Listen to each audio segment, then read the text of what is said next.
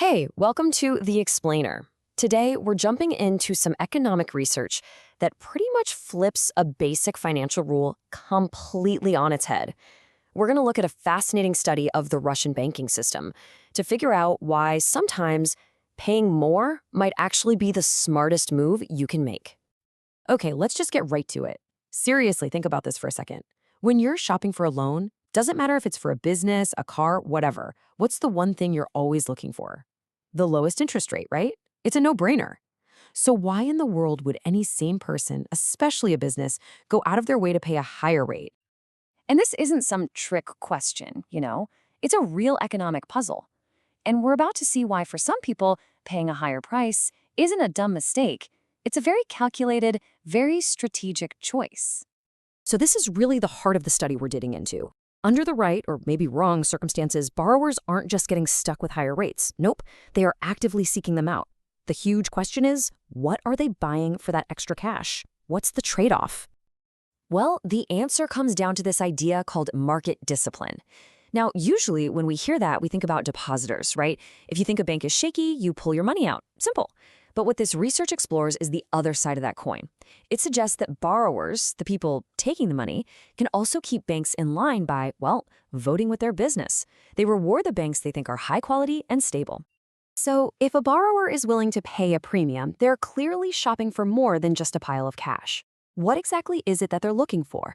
Let's break down what a good bank really means from their point of view. It really boils down to two huge things. First up, stable refinancing. For any business, a line of credit is its lifeblood, and a stable, well-capitalized bank is one you can count on, especially if the economy gets dicey. It's like a safe harbor in a storm. And then second, you've got this idea of quality signaling. Getting a loan from a big, reputable bank, that's like a stamp of approval.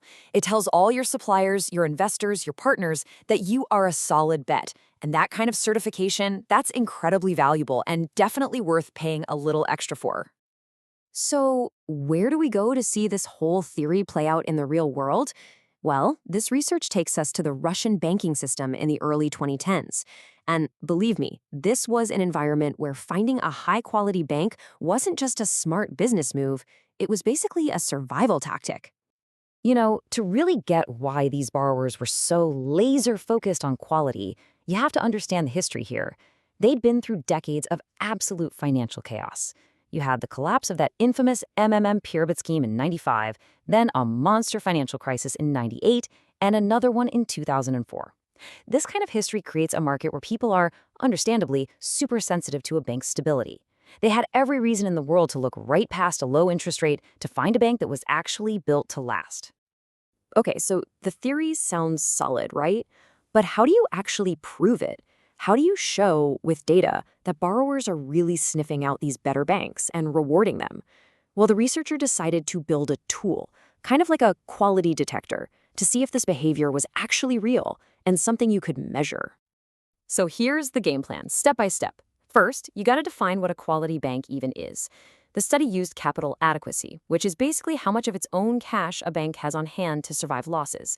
Step 2, you gather up all the clues. We're talking data from over 900 banks, profitability, cash on hand, and of course, the interest rates they were charging people. Third, you dump all that info into a statistical model that's designed to do one thing: sort everything into two buckets, quality and low quality. And then, the final step, you ask the model, okay, which one of these clues is the most powerful predictor? And right here, this is where the whole story takes a really interesting turn. Because after the model crunched all the usual numbers, it spat out something that, yeah, most people would find pretty surprising. This is the million-dollar question, right? The whole reason for the study. Was it how much cash they had, how much profit they made, or was it something else entirely? And boom, here's the answer. Turns out, while all the normal stuff like profitability and liquidity mattered, the model found that the price of the loan, the interest rate, was itself a powerful signal of a bank's hidden quality. This table just lays it all out perfectly. Check it out. Just like you'd expect, high liquidity and high ROA, that's profitability, were really good predictors of a quality bank. No surprise there. But then look at price. It has a positive score. That means a higher interest rate was actually linked to being a higher quality bank. This is the smoking gun. This is market discipline in action. And you don't have to take my word for it. The author of the study put it as plainly as possible. This wasn't some little fluke in the data. The connection was positive and statistically significant. Put simply, the model proved that in this market, a higher price tag was a reliable sign of a better, safer bank. But here's the real kicker. This is the ultimate test for any model like this one. I mean, it's one thing to explain the data you've already got, but it's a whole other ballgame to predict the future. Could this quality detector actually see trouble coming down the road? So the researcher built this whole model using a snapshot of data from the start of 2011. The true test was whether its labels, quality versus low quality, could predict which of those banks would actually go belly up and have their licenses pulled over the next year and a half. And in that 18-month window, 29 banks from the study actually failed.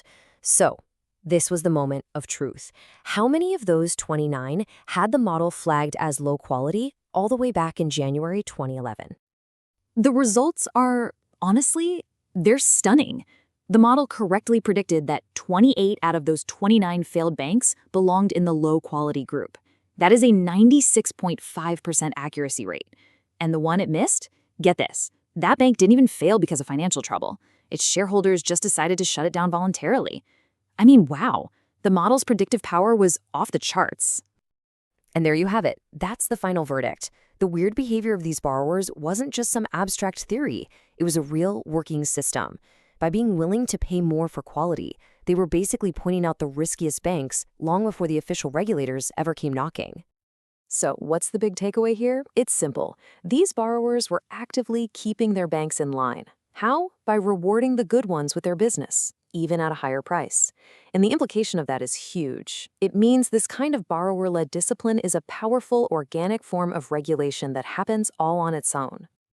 And that leaves us with one last really provocative thought from the author. If borrowers are already this good at spotting risk on their own, just imagine what they could do if we gave them even better information about banks. It makes you wonder, right? Maybe empowering the market participants themselves isn't just a neat idea. It could be a critical tool for making the whole financial system safer for everyone.